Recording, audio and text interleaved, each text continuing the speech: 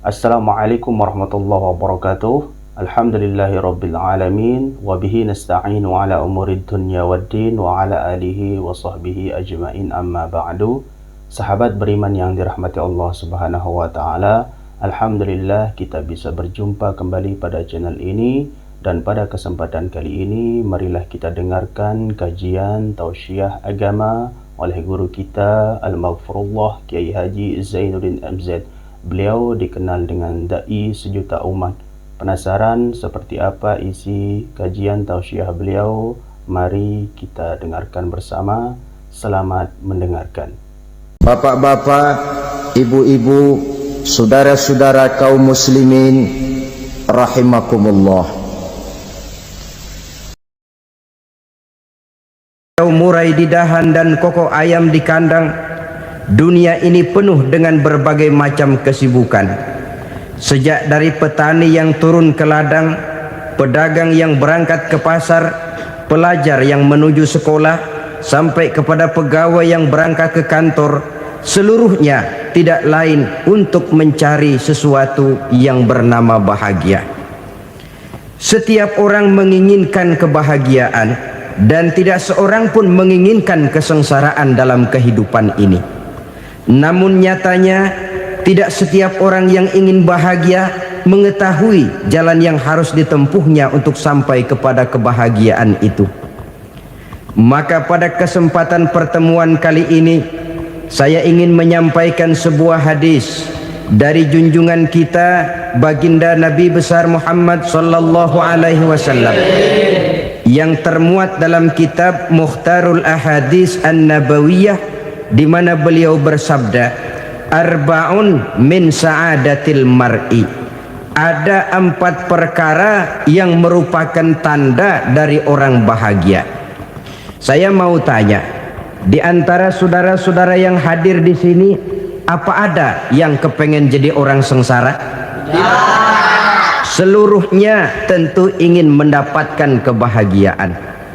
Maka menurut resep dari Nabi kita, tanda orang bahagia itu 4. Jadi kalau saudara ingin bahagia harus mempunyai 4 perkara ini. Yang pertama, orang bahagia itu kata Nabi, darun wasi'un. Punya rumah biar bagus asal gede. Enak ngaturnya. Daripada sudah punya rumah kecil, adanya di pinggir kali, gubuk, kalau hujan bocor, miring lagi, kiamat. Loh, kalau gitu Islam materialis dong. Hadis ini boleh diartikan dengan makna hakiki, arti yang sebenarnya. Boleh diartikan dengan makna majazi, arti kiasan. Kalau dia diartikan dengan arti kias, maka yang dimaksud darun wasi'un ay qalbun wasi'un. Rumah yang luas tidak lain daripada hati yang lapang. Karena di situ kunci kebahagiaan yang sebenarnya. Walaupun kita cuma tinggal di petak berukuran 2 kali 3 meter, kalau hati kita luas-luas rasanya rumah itu. Tapi biar rumah kita halamannya saja puluhan ribu hektar, ada kolam renangnya, kamar tidurnya tidak lagi terhitung. Kalau hati yang menempati rumah itu sempit, maka akan terasa sempit jugalah rumah itu.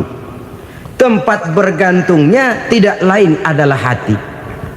Marilah kita mencoba melihat berbagai pandangan orang tentang bahagia ini. Ada orang menyangka bahwa bahagia itu kalau dia mendapatkan harta yang sebanyak-banyaknya. Siapa yang banyak harta, dialah raja.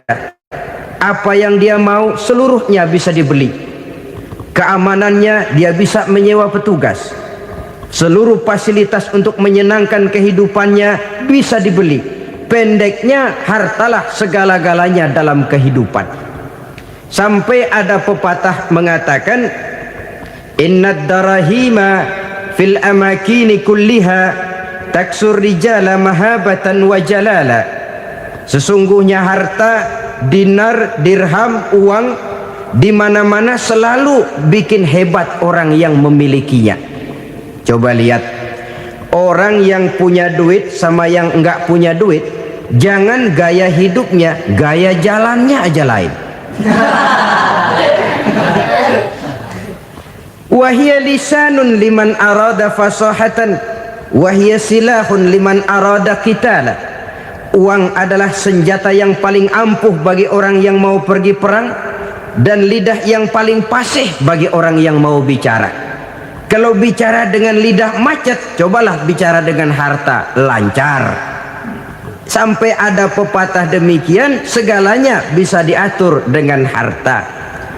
Maka di kalangan orang yang berpandangan semacam itu, seluruh kegiatan hidupnya hanya terfokus kepada bagaimana mengumpulkan harta yang sebanyak-banyaknya. Tidak peduli halal haram, tidak kenal sore pagi siang dan malam, tidak sempat sujud, jauh dari agama, jauh dari kehidupan yang bersifat ruhaniyah, jauh dari Allah dan sebagainya. Sampai dalam Al-Quran dikelompokkan dalam kelompok yang dinamakan lumazah. Allazi jama'a malahu wa 'addadah yahsabu anna malahu akhladah. Mereka mengumpulkan harta sebanyak-banyaknya dan menyangka bahwa harta yang banyak itu dapat mengekalkan hidupnya, mengekalkan kekayaannya, mengekalkan kebahagiaannya. Saudara hadirin yang berbahagia, kalau pandangan hidup ini benar, artinya kalau harta memang merupakan satu-satunya hal yang dapat membuat orang bahagia, tentu di rumah mewah tidak akan pernah ada tangis derita. Tentu di satu tempat di mana fasilitas hidup serba menunjang tidak ada yang namanya penderitaan. Tapi suka dan duka, sedih dan gembira, senyum dan tawa adalah milik setiap orang, baik dia punya harta maupun dia tidak punya harta. Nyatalah bahwa harta semata-mata bukan merupakan jaminan bahwa orang akan bahagia, walaupun tanpa harta orang sulit untuk bahagia. Saya mau cerita, ada orang super kaya, namanya Aristotle Onesimus, raja tanker Yunani. Dia punya kapal tanker saja konon sampai 11 banyaknya. Punya perusahaan penerbangan yang disebut Olympic Airlines. Punya hotel di berbagai kota besar di dunia ini, sejak dari New York, London, Paris, Rome dan sebagainya. Bahkan punya pulau yang dia namakan Pulau Scorpio. Ini kan namanya sudah kaya nggak tanggung-tanggung, punya pulau. Nah, dia punya 2 orang anak, yang satu laki-laki namanya Alexander, yang satu perempuan namanya Maria Onesimus. Seluruh harapannya tertumpah kepada anak lakinya Alexander ini, yang akan meneruskan usahanya, meneruskan kekayaannya, meneruskan dinastinya. Apa yang terjadi? Ternyata anak yang dia harapkan yang bernama Alexander ini mati muda dalam kecelakaan pada waktu dia olahraga. Apa olahraganya? Namanya olahraga anak orang kaya, golongan jet set. Olahraganya olahraga pesawat terbang. Jatuh, ya nggak kapungut, habis mati. Tinggal satu anak perempuannya, Maria Onesimus. Tapi anak perempuan ini juga malah urakan. Terakhir dia pacaran, bahkan kemudian kawin sama orang Rusia. Rupanya Aristotle Onesimus ini broken. Kekayaannya yang berlimpah ruah, perusahaannya yang begitu banyak, siapa yang akan meneruskan? Siapa yang akan menggantikan? Sampai kemudian dia mengurung diri di Pulau Scorpio dan mati di sana secara mengenaskan. Seorang multijutawan, seorang yang super kaya, mati menyendiri di pulau sepi. Ibarat kata pepatah, anak ayam mati di lumbung. Bukan kekurangan makanan, keurugan makanan. Begitu kehidupan Aristotle Onesimus. Dan banyak orang-orang yang sudah demikian kaya sampai dibingungkan oleh kekayaannya sendiri. Telusurilah kehidupan David Rockefeller misalnya, Henry Ford misalnya, Adnan Khashoggi misalnya. multi jutawan yang kadang-kadang dibuat keder oleh kekayaannya sendiri. Pantas ketika Imam Ali ditawarkan orang, "Ya Ali, kalau kepadamu disuruh pilih ilmu atau harta, kau pilih mana?" Ya jelas pilih ilmu dong. Kenapa? Pertama, ilmu kalau kita berikan kepada orang lain tambah, tapi harta kalau kita berikan kepada orang lain kurang. Saudara punya uang 10.000, dibagi orang 5.000, jelas uang saudara berkurang. Tapi saudara punya ilmu diberikan kepada orang lain bisa, saudara pun makin mantap. Tidak lantas jadi bodoh karena ngajarin orang. Saudara bisa Fatihah lalu mengajarkan orang Fatihah, orang bisa, saudara pun makin hafal. Tidak lantas setelah diajarin orang ilmunya hilang. Begitu datang dia minta orang, "Tolong ajarin saya Fatihah," udah habis, nggak ada.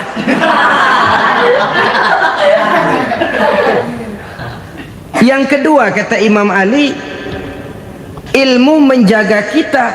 Kalau harta kita yang harus jaga. Makin banyak ilmu makin terpelihara diri seharusnya. Tetapi makin banyak harta makin bingung kita jaganya. Sampai kadang-kadang kalau perlu seluruh keliling rumah dipasangi alarm. Belum cukup disewakan anjing besar-besar, pasang di depan pintu, awas anjing galak. Masih belum cukup juga cari centeng tukang-tukang kepruk jaga rumah. Masih terasa belum aman, padahal rumahnya dikelilingi tembok besar. Di balik tembok ada pintu-pintunya tebal. Di balik pintu itu terbuka masuk kamar, kamar pun ada pintunya, pintunya pun kuat. Masuk ke dalam kamar ada lemari, lemarinya pun pintunya kuat, dikunci, kuncinya pun kuat. Tapi terhadap seluruhnya yang timbul cuma sekedar was-was saja.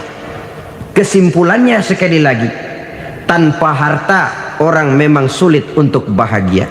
Tapi harta semata-mata tidak merupakan jaminan orang akan bahagia. Dengan hati yang luas, itu modal utama untuk mencapai kebahagiaan hidup. Orang yang hatinya luas, saudara-saudara, punya hati yang lapang, melihat kenyataan hidup ini, dia bersyukur senantiasa kepada Allah. Lantas tidak timbul hasud dan iri hatinya. Oleh karena itu jiwanya selalu lapang. Kalau tidak, cupik hati namanya, dangkal pandangan, tidak senang melihat orang lain dapat nikmat, dan itu sering dijadikan contoh. Kalau orang yang lapang dada, dia lihat tetangganya beli TV baru, dia berkata, "Alhamdulillah ya, tetangga kita beli TV, mudah-mudahan kita bisa ikut nonton." Lapang dadanya. Tapi orang yang sempit hati, lihat tetangga beli televisi, meriang. Enggak diapa-apain, meriang. Besoknya dengar tetangga beli motor, makin sakit, ke rumah sakit. Lalu di rumah sakit dengar tetangganya beli mobil, mati. Disiksa oleh perasaannya sendiri. Orang kalau hati sudah sempit dalam hidup, kemanapun dia pergi, sempit rasanya medan kehidupannya. Kemudian kita melihat juga ada orang yang menilai bahwa bahagia itu katanya kalau punya kedudukan yang tinggi, pangkat yang agung, wibawa yang besar. Mungkin betul, tapi mungkin juga tidak.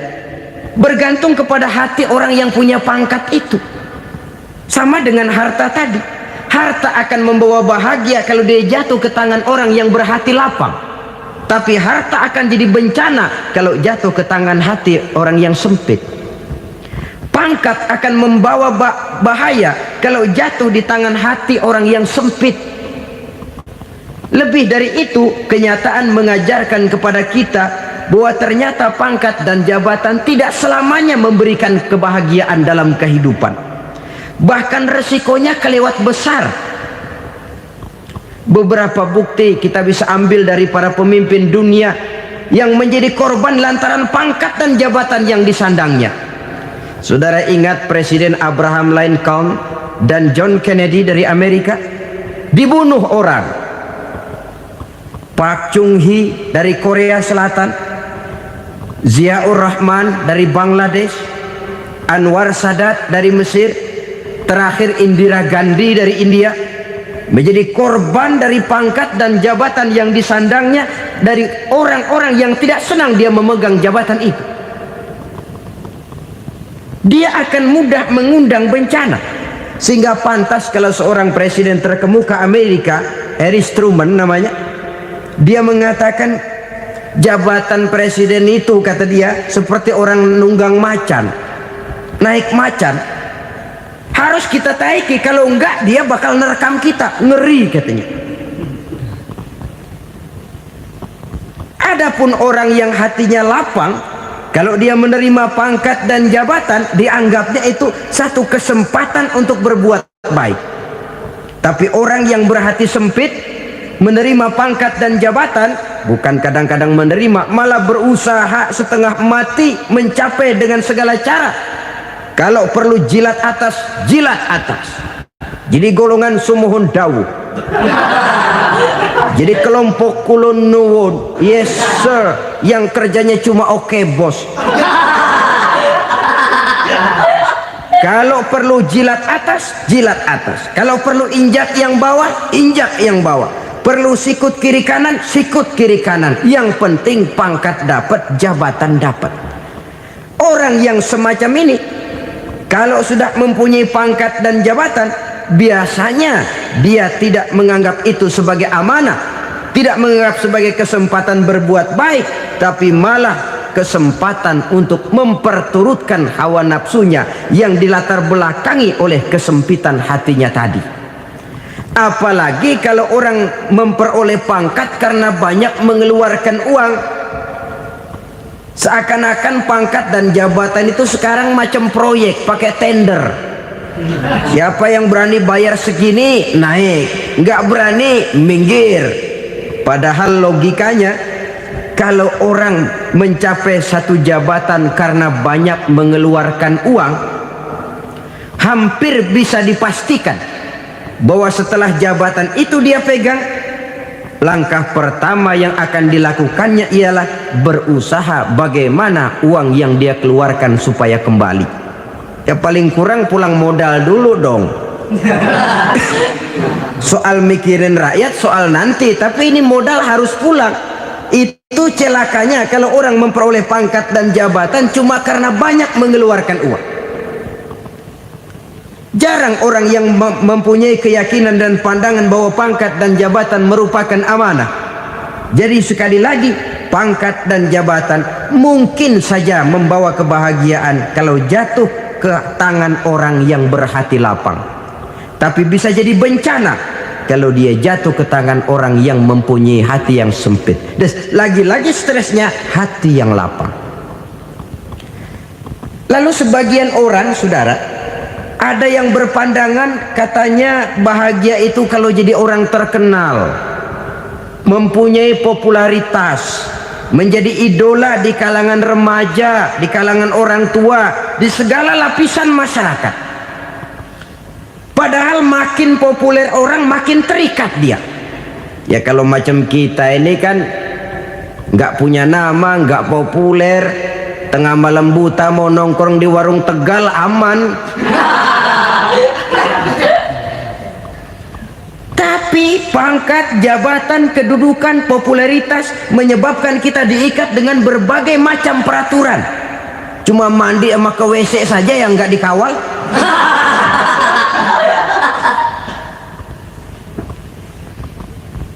Benarkah popularitas, ketenaran membawa kebahagiaan? Mungkin ya, tapi mungkin juga tidak. Kenapa? Banyak orang-orang populer yang mengakhiri hidupnya secara tragis. Kita ambil beberapa nama. Di Amerika tahun 60-an ada bintang seksi paling terkenal yang dijuluki sex bomb, bom seks. Sampai sekarang jadi legenda, namanya Marilyn Monroe. Singkatan doublenya itu inisialnya MM, Marilyn Monroe. Terkenal top sampai dia mati tahun 62, namanya sekarang masih saja dibicarakan orang. Kenapa dia bunuh diri? Tidak punya hartakah dia? Banyak. Kurang populerkah dia? Seluruh dunia mengenalnya. Sejak rakyat kecil sampai pejabat tinggi dia punya hubungan. Kenapa? Jenuh. Dia terlahir dalam keadaan yatim. Setelah itu tidak lama dia berangkat remaja, ibunya meninggal. Pindah dari wanita asuh ke wanita asuh sampai 12 orang ibu angkatnya. Dan kekecewaan yang paling parah, setiap laki-laki yang dekat dengannya hanya seperti kapal berlabuh, datang dan pergi silih berganti. Padahal dia merindukan seseorang yang bisa melindungi hidupnya. Dia rindukan itu dan dia tidak pernah menemukan. Itu yang akhirnya menyebabkan dia minum pil tidur kelewat dosis, minum obat tidur kebanyakan, ya tidur terus sampai sekarang.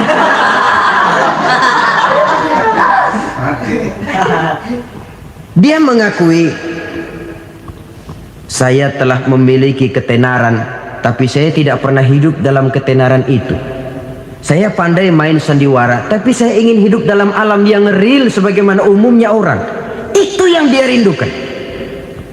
Menyusul jejak yang namanya Marilyn Monroe ini, Billie Holiday, saudara kenal tentu. Di rumah sakit dirawat.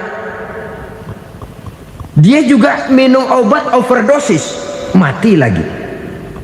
Jimi Hendrix minum obat tidur overdosis kelewat batas, mati lagi. Lalu yang menghanyutkan diri di danau, Janis Joplin dan Brian Jones. Ini orang-orang populer, orang-orang terkemuka yang mengakhiri hidup secara tragis, bukan karena tidak terkenal, mungkin karena sudah saking terkenalnya. Contoh paling belakangan, Bruce Lee. Wah, ini tukang-tukang kepruk tentu kenal siapa dia. Sampai sekarang pun tabir kematiannya masih merupakan misteri. Dan yang masih hidup juga menunjukkan gejala yang aneh. Michael Jackson, rumahnya di Beverly Hills itu dijaga sedemikian rupa, dan dia selalu curiga kepada setiap makanan harus steril, bersih dari segala macam kimia. Kemana dia pergi, itu tukang-tukang kepruk sudah selalu menjaga dan mengawal, dan dia seakan takut menunjukkan mukanya yang asli. Hingga kalau tampil ke tengah di luar show, dia kadang memakai pakaian yang tidak menunjukkan dia yang sebenarnya, takut dikenali orang. Ternyata popularitas sering jadi momok yang meracuni kehidupan manusia.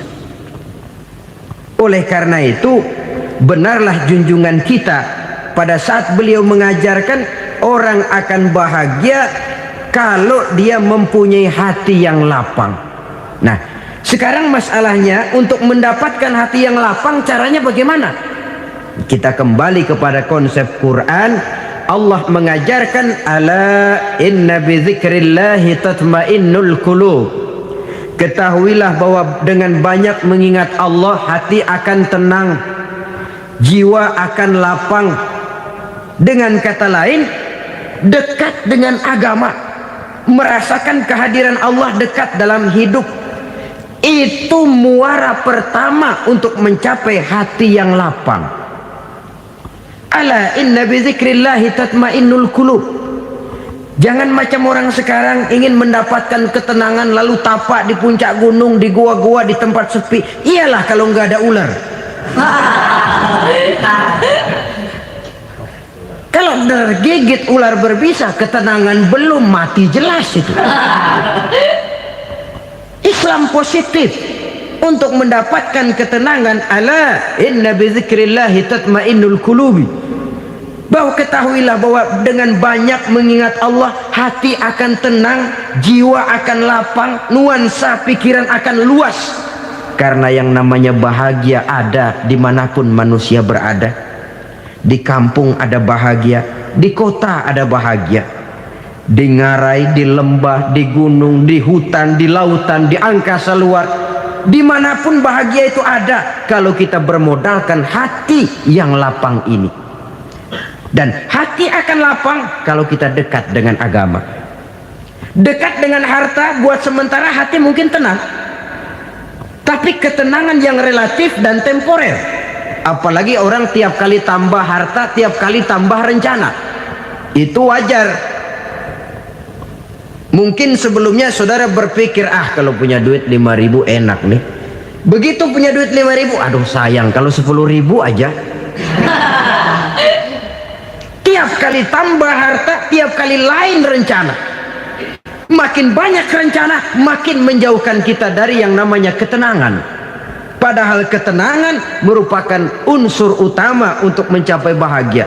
Dan ketenangan itu bermuara dalam hati manusia. Tengoklah kehidupan ini. Orang yang banyak harta dengan orang miskin, berbedakah rasa sakit yang mereka tanggungkan? Rasanya tidak. Walaupun si kaya tidur di kasur empuk berselimutkan sutra mahal, sementara si miskin meringkuk di balai bambu yang keras dan kasar. Apabila maut datang, dia juga tidak pernah pilih bulu. Maut datang menjemput si kaya di singgasana keemasannya, dikelilingi oleh para pengasuh, dayang dan inang serta para pengawal.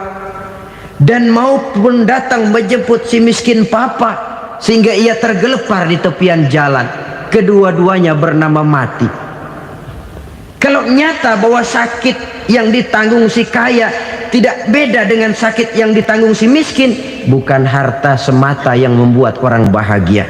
Hati yang tenang, jiwa yang lapang penuh kedamaian karena banyak berzikir dan mengingat Allah, itu merupakan modal utama untuk mencapai sesuatu yang bernama bahagia.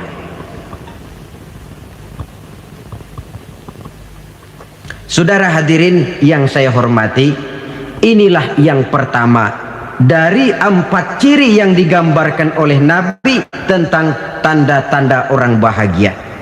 Dan harus berangkat dari yang pertama ini, hati yang lapang. Ini yang harus kita miliki lebih dahulu, baru nanti akan menyusul kepada poin yang ketiga, kedua dan selanjutnya. Sebab kalau hati sudah terisi dengan jiwa yang lapang, seluruh persoalan insya Allah akan bisa kita atasi dengan sebagaimana mestinya. Yang kedua sekarang, tanda orang bahagia menurut baginda Nabi, markabun syariah. Orang bahagia itu, kata beliau, punya kendaraan biar cepat asal lancar. Artinya kemana dia mau pergi mudah. Apa maksud hadis ini? Kalau kita kaji lebih dalam, kendaraan itu kan alat transportasi. Transportasi tidak lain adalah usaha memudahkan komunikasi. Pindah dari situ kepada teori bahwa manusia adalah zon political, makhluk bermasyarakat yang tidak bisa memenuhi kebutuhan hidupnya secara sendirian. Kita memerlukan keberadaan orang lain dalam kehidupan ini. Untuk memakai baju saja kita sudah perlukan petani yang tanam kapas, pabrik yang memintal kapas jadi benang, pabrik yang menenun benang jadi kain, sampai kepada mesin jahit, sampai kepada tukang jahit. Itu cuma untuk memakai pakaian saja. Tidak seorang pun di antara kita yang sanggup memenuhi kebutuhan hidupnya secara sendiri. Kita perlu orang lain. Maka kebebasan dalam arti mutlak, kebebasan tanpa batas, itu tidak mungkin ada dalam kehidupan. Karena kita mengadakan yang disebut interaksi sosial. Setiap kegiatan kita tentu melibatkan orang lain. Menurut kita barangkali kita bebas jalan di jalan raya semaunya, tapi orang lain berkendaraan pun merasa bahwa ini ada juga jalan haknya, dan begitu selanjutnya. Oleh karena itu, maksud dari kendaraan yang cepat ini adalah khulata'uhu ma'as solihin. Lingkungan pergaulannya terdiri dari orang-orang soleh. Pergaulannya luas. Kemana dia pergi ada temannya. Kesulitannya ada tempat dia cerita. Dan kesulitan kalau sudah diceritakan kepada orang lain, taruh kata orang itu tidak bisa menolong, namun menceritakannya kepada orang yang kita percayai, kan paling kurang sudah mengurangi beban jiwa. mengurangi tanggungan batin, merasa masih ada tempat kita cerita.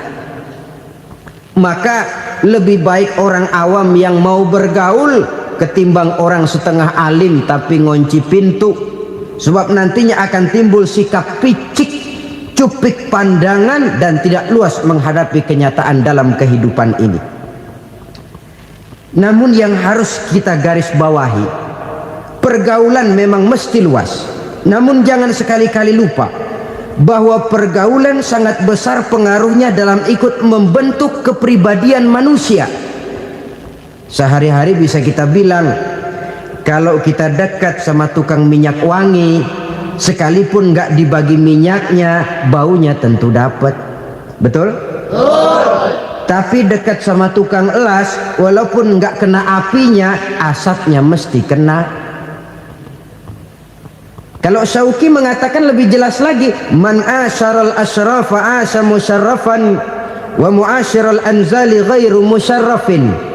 Awalam taral jildal hakira muqabbalan bisagri lamma sara jildal mushaf. Siapa yang bergaul dengan orang mulia, dia bakal ikut menjadi mulia. Tapi siapa yang berteman dengan orang hina, dia tidak bakal ikut menjadi mulia. Tidakkah kau lihat, kata Syauqi, kulit kambing yang hina pun dicium orang ketika menjadi kantong Quran. Kulit kambing hina, kalau dia sendirian gak ada yang mau cium. Tapi begitu dia bergaul dengan Quran, menjadi kantong Quran, dipakein minyak wangi, ditaruh di tempat yang tinggi, mau diambil dicium dulu, dibawa dengan penuh hormat dan hati-hati. Kulit kambing yang hina lantaran berteman dengan Quran, numpang mujur. Tapi coba lihat kalau kulit kambing berteman dengan kayu, jadi beduk, habis. Zohor dikemplang, asar dipukul. Itu pun sedikit saja, cuma salah milih teman. Yang temannya Quran dihormati orang, yang temannya kayu lantaran jadi beduk, gelap-gelap subuh orang udah kemplangin.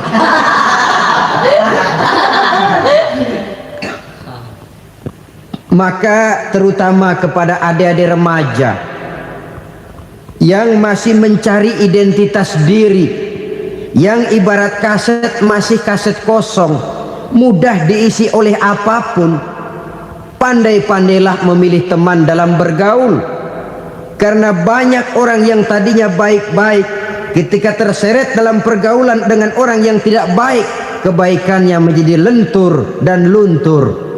Tapi berapa banyak bajingan-bajingan tengik, orang-orang yang berlumur noda dan dosa, tiap hari melakukan maksiat, namun bergaul dengan orang yang baik-baik, pada akhirnya sedikit demi sedikit beringsut dan berangsur dia terbiasa mengikuti kebaikan-kebaikan. Saya tekankan ini kepada remaja karena mereka masih mencari identitas diri. Apa yang mereka lihat mereka mau, apa yang mereka dengar mereka ingin tahu. Coba lihat kehidupan remaja. Pulang nonton film Rambo, pengen jadi Rambo, gagah, maunya belekai melulu. Pulang nonton film Superman, pengen bisa terbang. Pulang nonton India, nyanyi melulu. Wajar, mereka masih mencari identitas diri. Saya ini sebenarnya siapa? Lingkungan, pergaulan akan membentuk itu. Karena itu pandai-pandailah bergaul, karena ia sangat besar pengaruhnya dalam ikut membentuk kepribadian manusia. Apalagi sifat yang jelek lebih cepat menularnya ketimbang sifat yang baik. Sifat yang baik, watak yang soleh itu lambat sekali untuk menular. Tapi yang tidak baik, kan prosesnya mah kalau remaja biasanya mula-mula dengar. Karena dengar lalu pengen tahu. Karena pengen tahu lalu ngeliatin. Begitu ngeliatin kan pengen nyobain. Setelah nyobain ketagihan. Nah, ini prosesnya.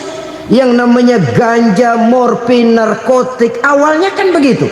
Mula-mula dengar, katanya kalau sudah fly to the sky, sudah melayang ke langit, katanya disitulah puncak kebahagiaan. Mulanya cuma dengar.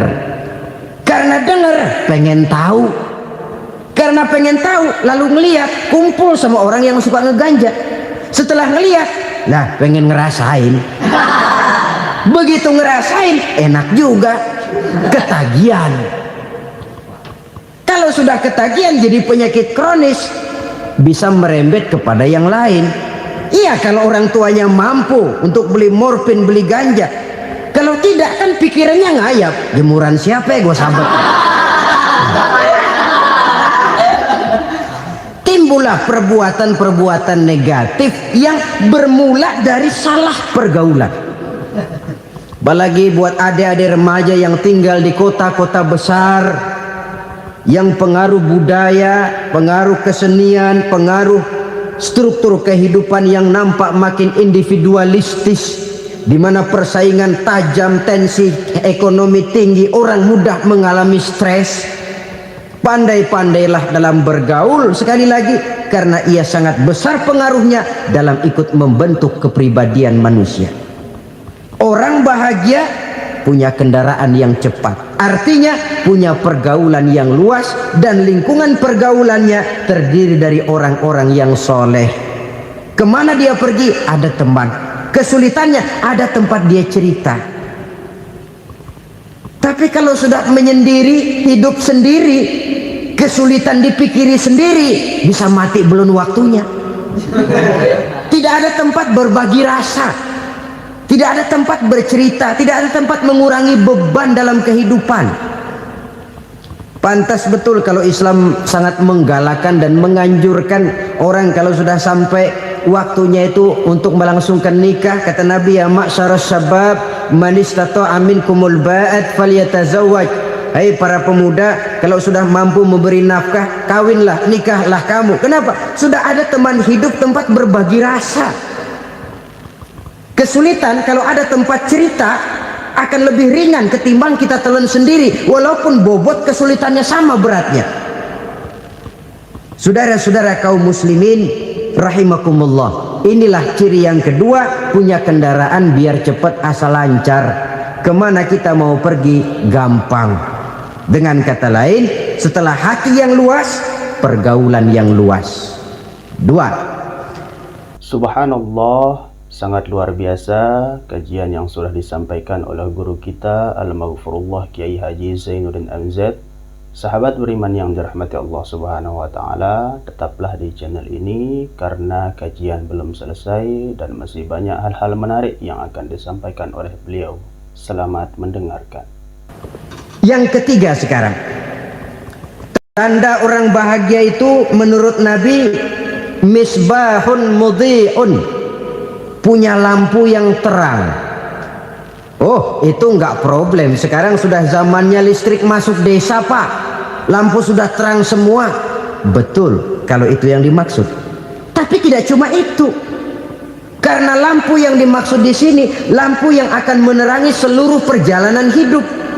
Dan perjalanan hidup itu sudah dimulai sejak kita terlahir ke alam ini sampai masuk ke alam barzah, kumpul di padang mahsyar sampai ke akhirat. Lampu yang menerangi itu yang diperlukan. Kalau lampu, katakanlah yang paling top sekarang kan lampu jenis Mercury. Taruhlah itu di rumah kita, dia cuma menerangi rumah kita, menerangi hati pun tidak sanggup. Bila kita masuk ke alam barzah, alam kubur, sanggupkah si Mercury yang begitu terang menerangi alam barzah kita? Tidak sanggup lagi. Sanggupkah lampu yang ratusan watt, bahkan puluhan ribu watt menerangi kehidupan di padang mahsyar? Tidak akan sanggup lagi. Kalau demikian, yang dimaksud lampu yang terang di sini apa? Tidak lain amal soleh, kebajikan yang kita lakukan dalam hidup. Itu yang akan jadi lampu penerang. Di dunia nama kita akan terang, jasad kita boleh hancur terkubur tanah, tapi nama kita akan dikenang orang. Begitulah kalau orang meninggalkan kebajikan dalam hidup seperti sekarang. Ribuan orang tiap saat berziarah ke kubur Imam Syafi'i, ke kubur Imam Malik, ke kubur Imam Ghazali, ke kubur orang yang baik-baik, orang yang soleh-soleh. Kebajikannya yang ditinggalkan, yang mengukir namanya dengan tinta emas, sehingga saudara sudah terbaring di alam kubur, orang lewat, Allah, ini kuburannya Fulan bin Fulan dulu, ini kebaikannya Masya Allah, saya ikut merasakan. Mari kita mampir sebentar, kita Fatihah, mohon disampaikan Allah pahalanya kepada almarhum. Al-Fatihah. Itu kalau orang baik-baik. Lalu saudara tanya, Pak, orang mati dikirimin Fatihah apa nyampe pahalanya? Saya jawab, kalau saudara nggak percaya, mati dulu dah.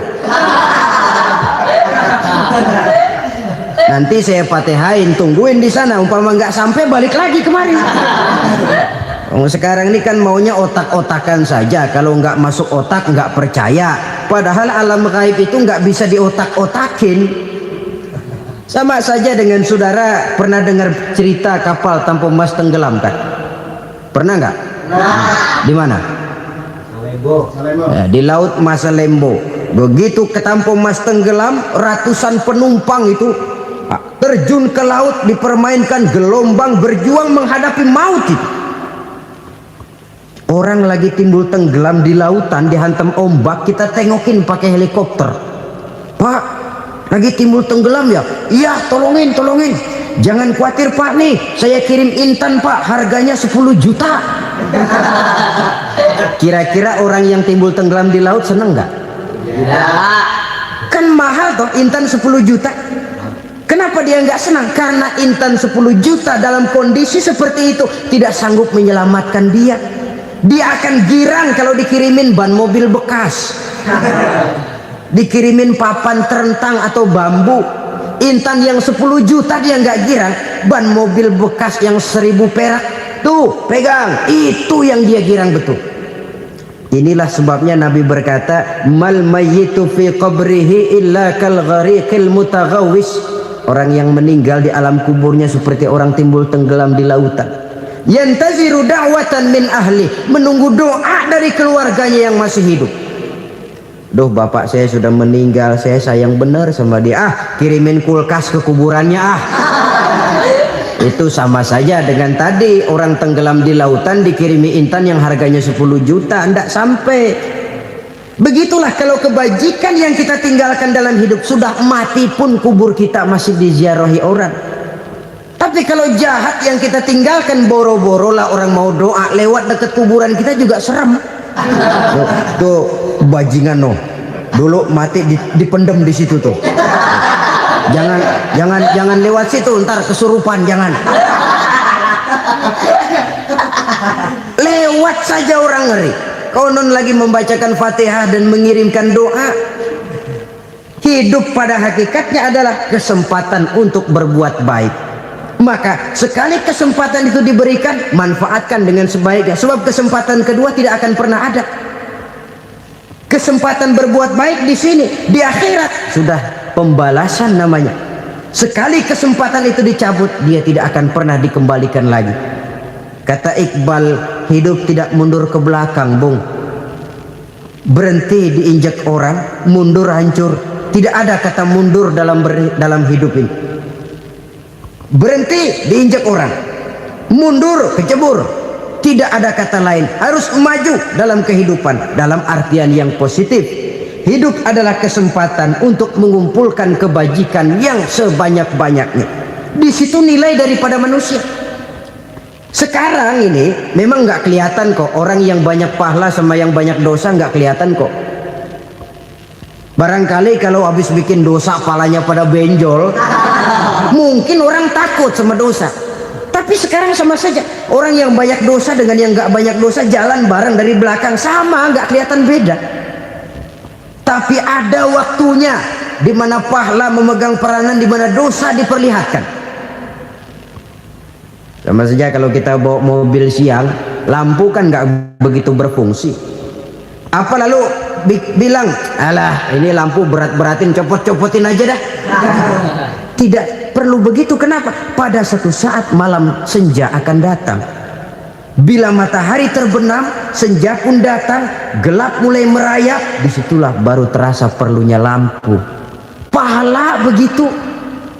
Sekarang orang yang nggak ada pahalanya nggak kelihatan dalam kehidupan. Tapi pada satu saat senja kehidupan akan datang.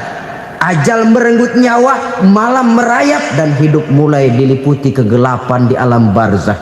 Dikala itu kalau nggak punya lampu, alangkah malangnya kita. Sebab amal yang baik, kata Nabi, di alam barzah itu akan diciptakan menjadi perempuan yang cantik menemani kita. Amal yang jahat akan menjadi orang yang paling jelek nemenin kita. Udah di tempat gelap yang nemenin jelek.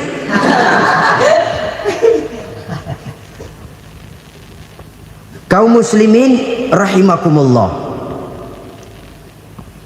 Kalau demikian masalahnya, tergantunglah kita pandai memanfaatkan waktu. Al-waktu kasaif, waktu itu cepat sekali. Yang namanya waktu itu tahu-tahu. Tahu-tahu udah tahun 87. Tahu-tahu udah begitu. Tahu-tahu yang kemarin anak-anak, sekarang udah pada punya anak. Tahu-tahu saja itu. Begitu cepat waktu berlalu. Kalau tidaklah pandai kita memanfaatkannya, akan rugi kita. Nabi bersabda, "Man kana yaumuhu khairun min amsihi fahuwa rabih." Barang siapa yang hari ini lebih baik daripada hari kemarin, itu orang untung. Hari ini lebih baik daripada kemarin. Bulan ini lebih baik dari bulan kemarin. Tahun ini lebih baik dari tahun kemarin. Itu orang yang beruntung. Tahun kemarin sembayangnya maghrib doang, sekarang udah tambah isya. Tahun kemarin cuman Idul Fitri aja ngancem bener, sekarang udah tambah Jumat, lalu tambah lagi maghrib, tambah lagi isya, dan selanjutnya. Hari ini lebih baik daripada kemarin, itu orang yang beruntung. Wa man kana yaumuhu mislu amsihi fahuwa khasir. Lalu barang siapa yang hari ini sama saja dengan hari kemarin, itu orang rugi. Hari ini sama dengan kemarin, rugi itu. Bulan ini begitu, bulan kemarin begitu, tahun ini begitu, tahun lalu juga begitu. Rugi itu orang. Rugi apa? Rugi umur. Umur tambah, amalan nggak pernah tambah. Dan saya pikir lebih merupakan azab ketimbang nikmat kalau orang dikasih panjang umur cuma untuk numpuk dosa. Mending mana? Panjang umur banyak dosa sama pendek umur dikit dosa? Mending mana? Mending mana? Ya, paling mending tentu panjang umur banyak pahala. Tapi kalau tidak, sekali lagi, lebih merupakan azab ketimbang nikmat kalau orang diberikan panjang umur tapi cuma untuk sekedar menumpuk dosa. Kehilangan kesadaran bahwa dunia bukan terminal akhir dari satu perjalanan. Dia cuma halte di mana kita berhenti sebentar untuk menuju kepada terminal yang hakiki. Saudara-saudara kaum muslimin rahimakumullah. Inilah lampu yang akan menerangi kehidupan.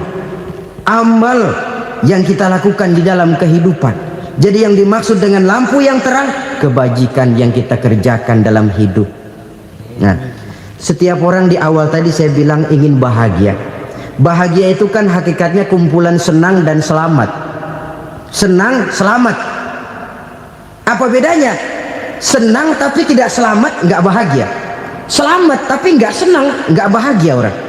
Contoh, kalau orang korupsi, duitnya banyak, senang dia, tapi keselamatannya. Ada tentara baris di samping rumahnya udah bingung, padahal tentara latihan. Tentara cuma latihan, dia bingung. Senang, tapi karena keselamatannya tidak terjamin, dia tidak bahagia. Sebaliknya pegawai negeri jujur benar, cuma segaji-gajinya, selamat nggak korupsi, tapi melarat, ya nggak bahagia juga, kurang senang. Kesenangan dan keselamatan untuk dunia saja, ya sekali lagi, kalau cuma sekedar untuk dunia saja, bisa dibeli pakai uang. Bisa dibeli pakai uang. Saudara ingin selamat, bisa dibeli pakai uang. Saudara ingin senang, bisa dibeli dengan uang. Tapi setelah mati, masuk ke alam barzah, habis kekuasaan uang. Nggak bisa lagi beli keselamatan pakai uang. Tidak mungkin lagi membeli kesenangan dengan uang. Di situ pahala yang megang peranan. Makin banyak pahala, makin banyak saham untuk membeli kesenangan dan keselamatan, untuk memperoleh yang namanya bahagia. Dan jangan lupa loh, di alam barzah kita nggak sebentar. menunggu datangnya kiamat. Loh iya, kalau kita begitu dikuburin terus kiamat datang untung. Tapi kalau masih harus 1000, 2000, puluhan ribu tahun yang akan datang dalam satu penantian yang begitu lama tanpa saham untuk memperoleh kebahagiaan, satu kemalangan yang tidak ada pernah putus-putusnya. Janganlah tergelincir oleh kebahagiaan sebentar yang menipu dengan mengorbankan kebahagiaan hakiki yang berjangka panjang. Apa artinya senyum sejenak kalau harus ditebus dengan tangis seumur hidup? Biarlah kita minum jamu, pahit memang, getir memang, tapi kan besok badan sehat. Daripada sekarang minum sirup, manis memang, enak memang, tapi bibir pada jontor besok. Sirawan, batuk, nggak karu-karuan. Banyak orang tertipu oleh kesenangan yang sebentar, padahal laisa kullu ma yalma'u zahaban. Belum tentu semua yang berkilat itu emas, belum tentu semua yang gemerlap itu intan. Karena itu marilah manfaatkan kesempatan yang diberikan Allah ini untuk mengumpulkan kebajikan yang sebanyak-banyaknya. Yang terakhir sekarang, yang keempat, tanda orang bahagia kata Nabi, zaujatun salihah. Orang bahagia itu tanda yang keempat kata Nabi, punya istri biar cakep asal taat. Sudah surga itu, sudah cakep taat. Istri kayak gitu kalau belum mati jangan dikuburin dulu itu. Sudah cakep taat lagi, tapi kadang-kadang enggak, udah jelek ngadat melulu. Apa yang mau dipilih? Sebab itu Quran mengatakan istri pakaian untuk suami, suami pakaian untuk istri. Kenapa suami istri diibaratkan pakaian? Alangkah tingginya gaya bahasa Quran ini. Suami istri teman hidup, hidup perjalanan panjang. Sejak kita dalam rahim sudah ada hidup kan di sini. Sampai ke alam dunia, masuk ke alam barzah, kumpul di padang mahsyar, sampai menuju akhirat, itu perjalanan hidup. Carilah istri atau suami teman hidup yang membawa manfaat tidak hanya kehidupan di dunia ini, sampai di alam barzah, sampai di padang mahsyar. Suaminya mungkin meninggal lebih dulu atau istrinya mungkin meninggal lebih dulu, tapi suami atau istri yang masih hidup berbuat kebajikan. Suami saya meninggal, ada hartanya, saya sedekahkan, niat pahala untuk almarhum suami saya. Ini teman hidup, tidak dibatasi dan tidak bisa dipisahkan oleh maut sekalipun. Zohirnya mungkin pisah, badannya mungkin pisah, tapi hatinya, jiwanya, kebersamaannya dalam menghadapi kehidupan. Karena itu saudara-saudara, bahasa Quran indah. Suami istri diibaratkan seperti pakaian. Apa fungsi pakaian? Pertama, pakaian jadi kebanggaan. Artinya suami harus menjadi kebanggaan istri, istri harus jadi kebanggaan suami. Yang kedua, pakaian itu kan fungsinya menutup aurat. Artinya sesama suami istri harus saling menjaga kekurangan masing-masing. Jangan malah sesama suami istri saling membongkar rahasia dan aibnya sendiri-sendiri. Istrinya diceritain jeleknya di mana-mana, atau suaminya dibongkar rahasianya di pasar umum. Itu sudah tidak lagi berfungsi sebagai pakaian. Kenapa semua ini diperlukan? Karena kita menyadari bangsa yang baik terdiri dari masyarakat yang baik.